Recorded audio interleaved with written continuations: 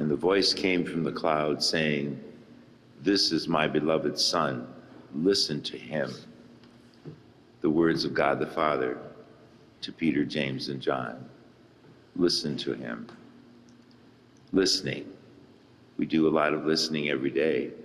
And sometimes we can have selective listening, can't we? We kind of hear what we want to hear. It's like the 94-year-old man who went to see his doctor. And a couple days later, the doctor saw the man out walking on the street, and he had a very beautiful young lady hanging on his arm. And he said to the doctor, "I just want to thank you for the advice you gave me in your office the other day." And the doctor said, "What advice?" He said, "Well, you told me that I should find a hot mama and be cheerful." And the doctor said, "I said no such thing." He said, "I told you you have a heart murmur and you better be careful."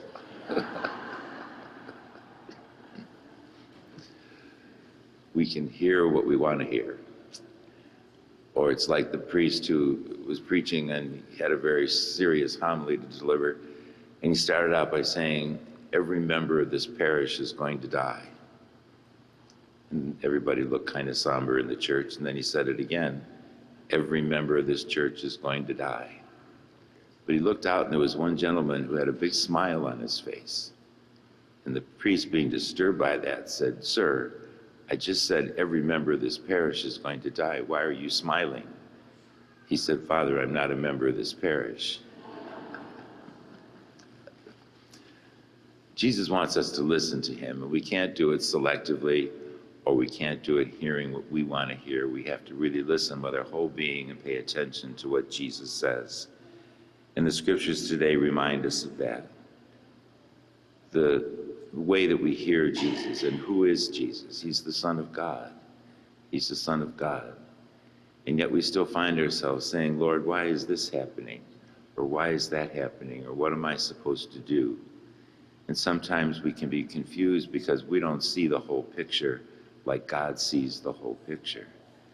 It's like the fable of the two blind men who were trying to describe what an elephant looked like.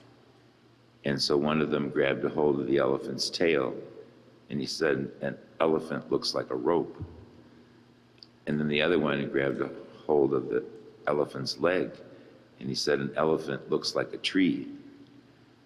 They didn't see the whole picture in their imaginations, so they couldn't really describe the whole elephant. Sometimes in our life is like that, where we don't see the whole picture like God does. He sees everything. And he sees how he's going to bring it all together. In the meantime, we have to trust in his word and follow his word each day. You're here at Mass this morning listening to the word of God, not only in the scriptures, certainly it's here, not only in the homily, hopefully it's there, but in the words of the Mass, in the words to the music we sing, even in the silence. We can hear God. There's probably a message for each and every one of us in one of those places at every Mass that we celebrate. We just have to listen with an open mind and open heart to listen to what we're saying or singing, or in the silence and hear what God has to say. A priest friend of mine this past week said he was going to suggest to his parishioners that there's 5 weeks of Lent left. And maybe one of the best things to do would be to read the 4 Gospels. That might sound like a monumental task, but it's really not. If you start with St. Mark's Gospel and just read it from beginning to end, it's the shortest one. And maybe each week in the next 5 weeks, start with the Gospel of Mark and just sit down and read it. The Lord will speak to your heart. He may tell you something you really need to hear. It doesn't take that long, but if we give that time to God and listen to his word in the scriptures, it's going to affect our lives. So you might try that if you've never done it. And maybe by Easter Sunday, having read all 4 Gospels, you can say, "Boy, the Lord really spoke to my heart. This really applied to my life in this way or that way."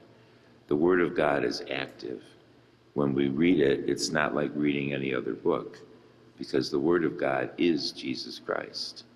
And when we read the scriptures, we're listening to Jesus himself. And so it's not like any other novel or any other book or magazine. It's a powerful word.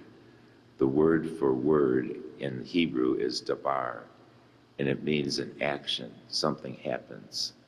Like in Genesis, it says God spoke, and there was light. When God says something, it happens. And so reading his word in the scriptures can be very powerful for us.